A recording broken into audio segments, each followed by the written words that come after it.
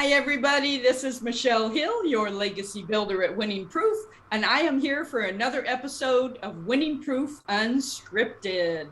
Today, I have a special guest, and I am going to, as usual, I'm going to read his bio so I get everything right, and then we'll just dive into the conversation.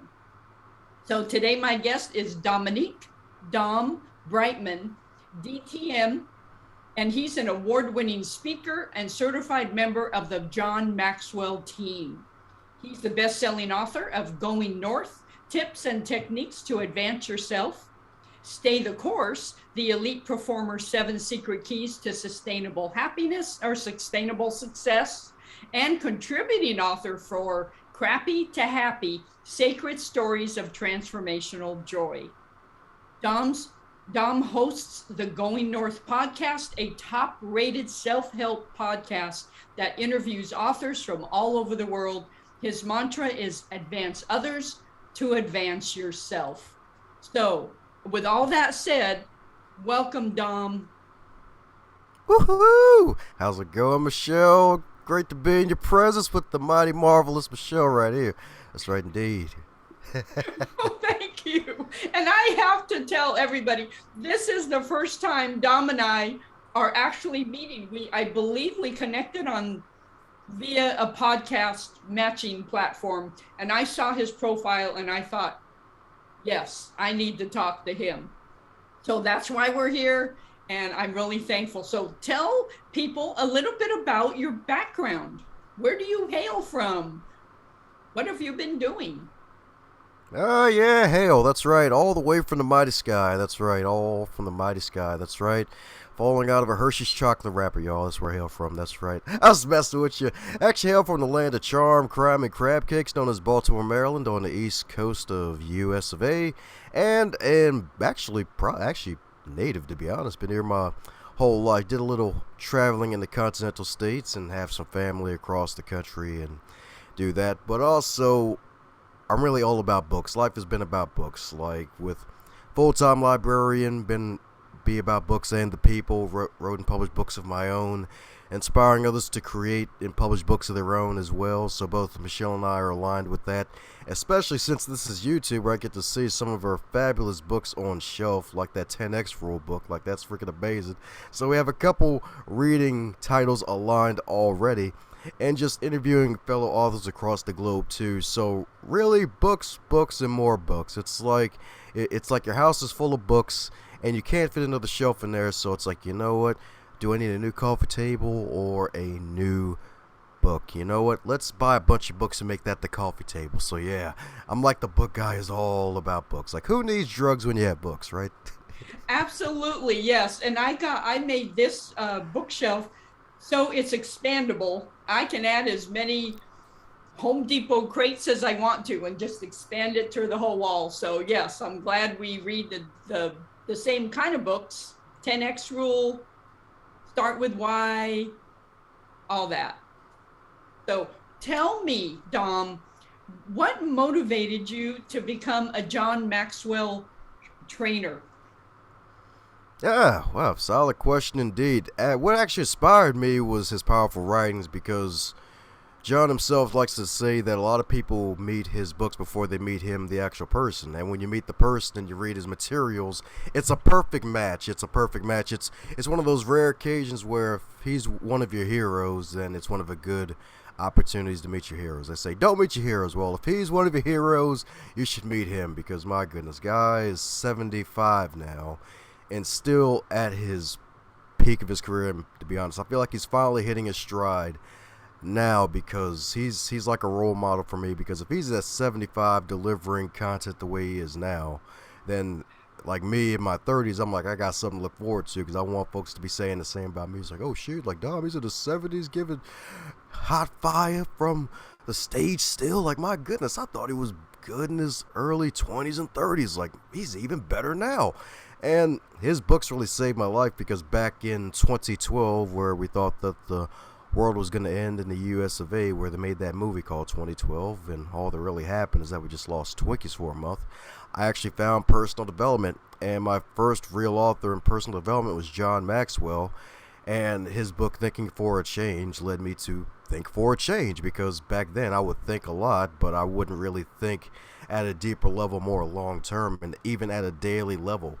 And he even had tons of questions in the book, and he even borrowed some from Benjamin Franklin, where there's two questions that Ben would ask himself every day. Is one, what good will I do today? And at the end of the day, asking, what good did I do today? And focusing on the good, especially nowadays where there's metaphorical weed on everything via inflation, and a lot of folks are losing loved ones continually, and we still got to deal with this darn nonsense all in the world, where it's like, you know what, let me focus on something that's good. Let me think for a change on something that's good, and focus on how I can be good to other people and serve other people. And reading his books, I met a friend of mine in Toastmasters who was actually certified under him, and when he told me all about it 2 years later, after saving enough money and building up my business to a point where it's like, all right, this will be a compliment and not just the be all end all of what I do, I eventually became a John Maxwell certified coach. That's really how it all happened. And that's so exciting. And I'm so glad you're a DTM, because I am new to Toastmasters, well, within the last year or so. Woo woo. Yeah, woo. And to meet another DTM in the club that I am a part of, we have two of them, minimum. We have two DTMs, and it is not an elusive title, but there's a lot of work that goes behind that. It's not just giving 10 speeches and okay, you have this title. There's a whole lot behind that. Correct? Yeah, it was a lot. Funny enough, like, to be honest, the John Maxwell certification was probably part of the process for me, because to be honest, I would have never found out about the certification if it wasn't for joining Toastmasters. Funny enough, like, it was a journey. It took me about, I'd say, 2014, it took me about 5 years, I'd say, to get the DTM. I could have got it in 3 or 4, but things happen, life happens, and setbacks come, and you just have to deal with setbacks when they show up. If they set you back, you just take a couple more steps forward with a little more force, and you realize, hey, I'm even stronger for it. Because funny enough, halfway through the DTM, I was area governor, where I had to oversee 5 clubs in a certain area, and I was going for the next level of award. But the problem was, I gave a practice 30-minute motivational talk, then I had to drive up about a good 60 minutes to Delaware from here in Maryland and be the MC for the whole day, and I basically lost my voice the following week, and that was my first lesson of what to do in case, God forbid, that happens again. So yeah, the DTM for me, it was a refining fire. It taught me how to really speak at a better level, like, and I'm glad you're a part of Toastmaster, Michelle, because that's only going to make you even more marvelous than you already are. You're probably like level 85 now. You'll probably be at like level 99 soon. I'm telling you. 2. A level 2. Oh, I was speaking of video game metaphors, not the whole pathways thing. Oh, the pathway. Okay, yeah, because I'm thinking 99. No, I'm on level 2, and only on my second speech of level 2. But it does so much for you as far as building your confidence. I've had my crash and burn speech already, and it was terrible. I couldn't remember anything. I stumbled through the whole thing. So I got that out of the way. And now I'm not going to say it's not going to be another one along the way, but I got the big one out of the way. So I just think it does a lot of really good things for people. Did you record the talk, or at least have you recorded some of your Toastmaster talks at least?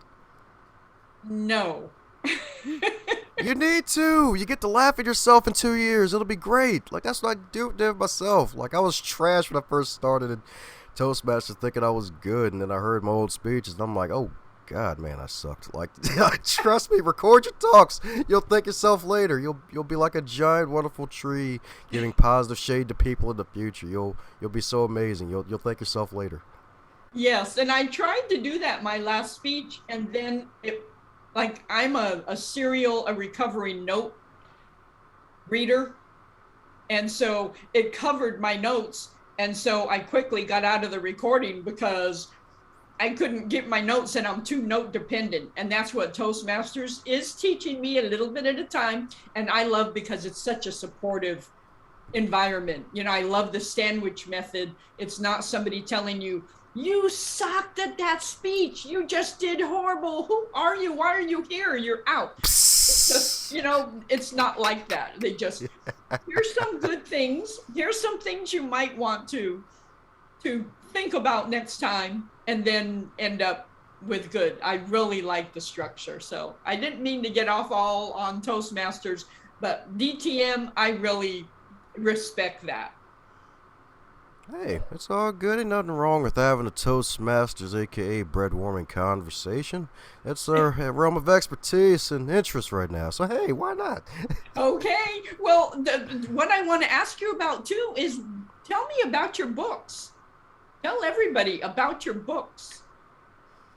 Ah, yes, my books. Well, one thing is, especially thanks to Toastmasters as well, is that the content of your life can become packaged later down the road, and that's really what my books are. And especially my first book, 60% of it is from Toastmaster speeches I gave back before they moved over the pathways. Like, there's this thing called a Competent Communicator Manual where you had 10 different speeches. And of course, you had the icebreaker, organize your speech, vocal variety, research your topic, things like that. Before they combined all of it, well, I had separate talks. And the thing was, I was part of 2 different clubs. So I would give one version of the speech at one club, refine it, and then apply it to the lesson for the speech at the next club.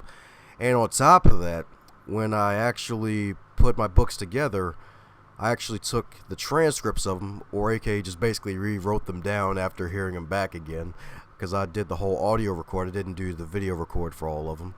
And the thing was, I was able to apply them to the books themselves, because those who speak also eventually are known for writing well, or at least writing well enough to put a book together. Because the thing is, like, as you're going out and speaking, folks are going to want to take a piece of your home, metaphorically speaking. So it's great to have books, audiobooks, courses, and other offerings after you're done on stage, so that way folks can have something to remember you by after the speech is over, especially if you gave them something good that they could take home with them. And just that one aspect of the books. And heck, funny story for you about how the first book came along. It actually came across as a dare, funny enough, from a fellow Toastmaster, no less. We were actually having a conference. It was the fall conference with the whole evaluation and humor speech contest back in the day, and I was networking with people during the networking break, and one lady I was networking with, I was actually handing out reading lists to people called the 100 Books for Dynamic Living. And on the list, there was all these wonderful books. The 10X rules on there, Start With Why, all these other great books, Mindset, all that good stuff. But my name wasn't on it as an author. It was just at the bottom as a contact list. Because, you know, business cards to go in the trash. Reading list, it's like, oh, we might have some things in common here. But she looked at the list from a different perspective. She was like, hey, so where's your name on this list? I'm like, oh, yeah, it's right there at the bottom. She's like, no, not that. I'm talking about you as a writer. And I'm like, nah. I was like 22 at the time. I'm like, I'm not a writer. I'm not no author. I got nothing to talk about. And she's like, hey, how about we change that? How about a year from today you become a published author? And I'm like, that sounds so freaking amazing. I am not doing it. And she was like, hey, how about we both become published writers? How about we both write together for the next year? And I'm like, man. And in my head, I'm like, man, you're cute too. This is freaking amazing. But no, I'm not going to freaking do it. No. I'm 22. What the heck am I going to write about? And then the conversation ended there. And a couple days later, after I shared the whole little interaction with a buddy of mine, Sean, who was a fellow Toastmaster who had a book out of his own, he saw this as a great opportunity at the back of his mind to push me to finally write my first book, so I can get off of his case of writing his sequel. And he had the opportunity in this Toastmasters meeting that Wednesday evening after that conference that weekend, where I gave a speech called The Most Efficient Way to Advance Yourself. And the requirement of this speech was to do a 2 to 3 minute Q&A session. And in the Q&A session, first question, my buddy Sean in the audience, hey Dom, when are you going to write a book? And then there was just a silence in the room, and almost threw my head down for a second. Folks started to chuckle. I'm like, man, I do not need to look like a punk on stage right now. So I said, you know what? A year from today, I'm going to write my book. And everybody's like, yeah, Dom, go get him. You got this. And in my mind, I'm like, oh, man, I'm freaking scared. Like, I don't know how I'm going to do this, but let me just start writing. So after the meeting was over, ran home, pages were turning, pen was on fire, wrote 14 pages of raw content, and that became the last chapter of my first book, Going North, and then the rest was history. All because of, hey, sometimes you all need a push in life. Like, even if it's not always from the folks we think that are close to us, it's just that those folks who see the riches within ourselves that sometimes we don't always see within ourselves. That is so true. Sometimes it's people that we don't know very well that call out the gifts in us. It's not family. It's not, it's just, sometimes it is, but most of the time it's people that don't know us very well that can look at us from an objective perspective, for sure. So yeah, that's good. And how do you feel now after authoring 2 books and being a co-author of a 3rd book? How does that make you feel now? I mean, it feels good. It feels good for the most part. Although, one thing is, I'm the type to never settle. So I got a 4th book that's in the works right now. But the problem is, I'm probably trying to do too much at once, because it's supposed to be a book and an online course at the same time. Because the working title for the book is called Pod Book It, The 3 Phases of Greatness of Writing a Book, Launching a Podcast, and Creating a Legacy. So if you're looking to write a book, launch a podcast, or do both and be a pod booker, then hey, this is going to be the book for you. This is definitely going to be the book for you. The raw content is there. It's just really piecing it all together and finally just actually doing the work. That's really all that needs to happen now, is just do the work and put it out there. Because I've been slacking on this thing for 2 years now, so it's kind of getting sickening for those who may know about it. It's like, hey, Dom, when are you going to put that book out? Oh, yeah, I'll get around to it. Yeah, tomorrow. I totally get it. It's just people need to prod us. People need to, to sometimes kick us in the butt to get us in action, or give us a date, or give us an end time, and keep us accountable. That's all about accountability. Oh, you can say that again. It's so true. Accountability is how the first 2 books happen. So, hey, it's so true. Yes. Now, along the way, what challenges have come your way, and how have you handled them? Or are you one of those ones that have not experienced any challenges whatsoever?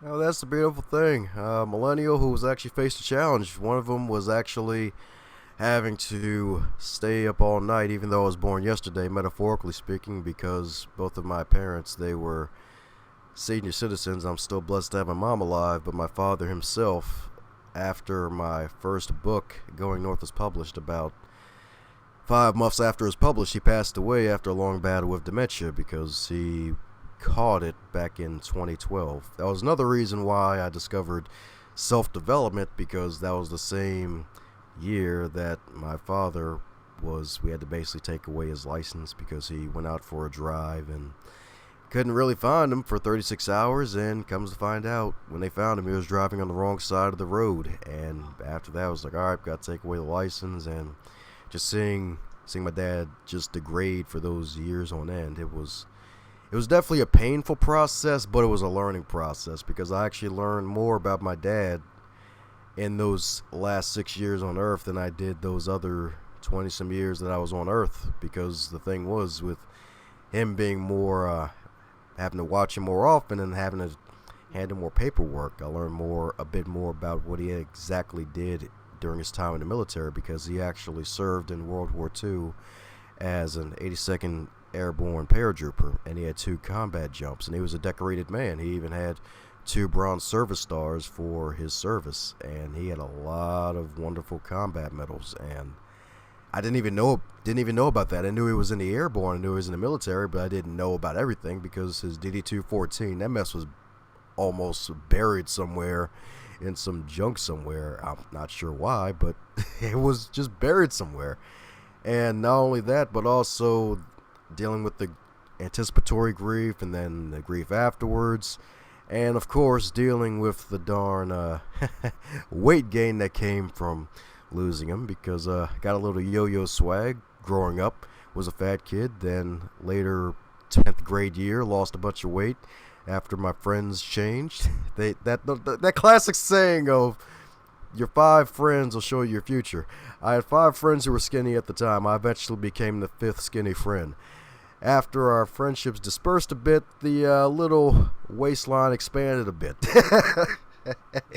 Then COVID came as the waistline was shrinking again, and then the COVID-19 became the COVID-19 pounds, and then the waistline expanded again. So yeah, so right now just working on getting the yo-yo back to where it needs to be. So had a couple setbacks, but hey, I'm still rolling with the punches and using it as fuel for future stories and future content. Because at the end of the day, in the lives that we're living, we have content and stories to share with others to inspire them. I know you too, Michelle. You've heard tons of stories. You probably got tons of stories yourself to share with other people that'll make people feel marvelous and that they can do it too.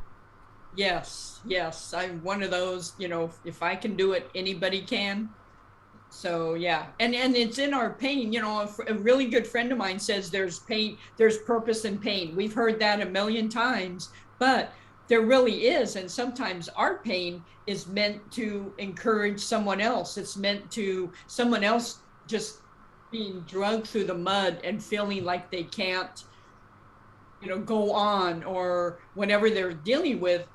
I think we can come alongside that person, having been, now we're on the other side of it, and just be a support, a verbal support, a hand around the shoulder, or if you're not in the same region, just as they call it, a virtual hug. I don't know if I buy into that. It's nothing like a hug, like a good bear hug, a physical bear hug, but you can support somebody from afar. So that's really important. And it's, it's tragic in the loss of your dad that you could have asked him about that all along if you would have known about it. But sometimes that information comes, at the end, but at least you do know about it. And that's a legacy that he left, in all that. Oh yeah. Although he wasn't the type to volunteer information either. That was the other part about it.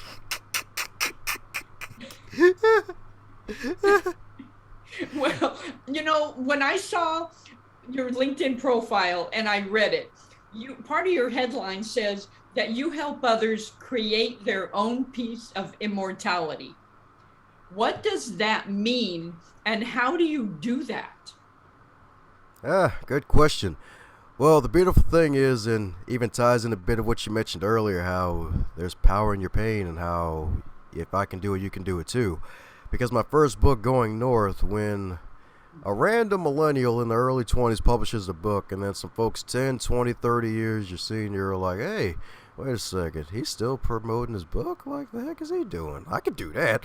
And other folks decide, you know what, I could do it too. And one of the greatest feel-good moments in my life is knowing that 6 other people decided to become published authors after seeing me in action, because they even told me afterwards, it's like, man, I would have never done this if I never would have seen you in action, man. Like, you put yourself out there like that, and you're young and you're going for it. And I'm like, that inspires me. And I'm like, dude, and some of them veterans too, no less. So that is what it really is all about. And when I mentioned the business of immortality, it's just leaving a piece of yourself in this world long after you're gone that folks can go back and look at. It's kind of like photos and, of course, books.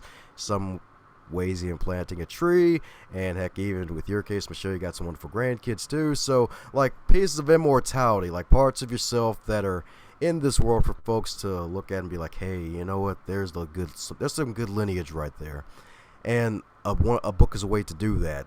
And with helping people with that, just asking people the right questions like, hey, why do you want to write a book? And is this the book that you really want to write? And then, of course, even pointing some folks into some other directions. Some other folks be like, hey, if I'm not the person for you, I got some other folks in my network that might even be a better fit for you as well. And just helping folks to really get clarity on what they want to write, what they want to put out into the world. Because another guy in particular, Clyde Middleton, he actually wrote a wonderful book called Life Lessons, 7 Life Lessons from the Trailer Park, White Trash Wisdom for Everybody. Like, that's actually a fun title, and he actually put me in a dedication because he actually offered to buy me dinner, but we knew each other through Toastmasters, and he's actually told me about the John Maxwell certification, and he actually got the strength to talk about his childhood where he was almost going to be where he's almost going to commit suicide because he was a tall, skinny man growing up in a trailer park, and the folks kept on saying he talked funny, but you hear him today, it's like a totally different gentleman. It's a totally different man. Like he definitely shaped himself up. He found personal development. He joined the Marines. He became a Marine. He became a father and a grandfather, a business owner, and helping folks. And he loves helping out the youth as well, so that way they don't go through what he went through, those suicidal thoughts, and like just helping him through that process of what to read, what to avoid, where to get your book cover design, like just offering tools and being a resource for people. So that's really what it is at the end of the day, just helping folks to get more clarity on what they want to write and create their own piece of immortality via a shiny book, so that way they can share it with their family, friends, and if it becomes a bestseller, then that's icing on the cake. That is so true. And that's, we have crossover because that's what I do for my clients as well. And, we both know that. So it's so nice that we have, people could come into this business and say, oh, well, there's a billion other people doing this, so I shouldn't, or if Mrs. Fields would have said, oh, there's so many other people doing this business, I don't want to make cookies because, thousands of others are doing it. We wouldn't have some great things in this world. So you can only do what you do, and you do it the best you can do with you bring your experience, your personality. I do the same thing. And so, yeah, you can do the same thing and be complimentary. And this industry is so exciting that, yeah, if it doesn't fit, okay, this client, yeah, maybe the personality would fit better with Dom and what he does, and vice versa. So there's room enough for everybody. That's what I am saying. It's a big enough room for everybody. Oh yeah, that's right indeed. It doesn't have to all be a blueberry pie. There's some sweet potato pie somewhere for somebody else, Exactly. Now, you said you bring humor. You did say that. Some good humor, baby. That's right. Exactly. Maybe some ice cream later. Oh, you're too funny. Too funny. So, and I'm going to tell people, you can tell people in a few minutes, like where to connect with you, but I just followed you on Spotify. I told you that before we started recording. So I'm anxious to hear some of your podcast. But back to, what would you tell someone who comes to you and says, I feel just so defeated and so discouraged in my life and in my business. I just want to give up. I don't see the point. What do you tell people like that? And I know that's a huge question. Can you put the answer in a snippet? Sure thing. So one is reminding them that you matter. No matter where you are, no matter where you come from, you matter.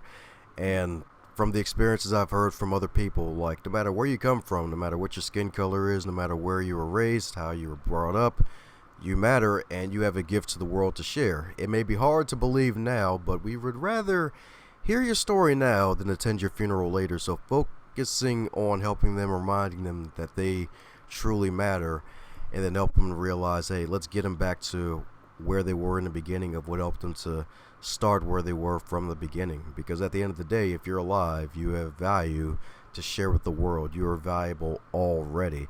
Like, you may hear folks out there may be like, oh yeah, I want to bring value. Like, hey, well, everybody already has value. It just depends on what you want to add to what they already have. So that's what I really would tell people, or just remind them that they truly matter. Yeah, thank you for that, because I think there's a lot of people out there that feel defeated and discouraged, and they need that hope, and they don't think they matter to anybody. So that's a really pithy answer to to give people hope.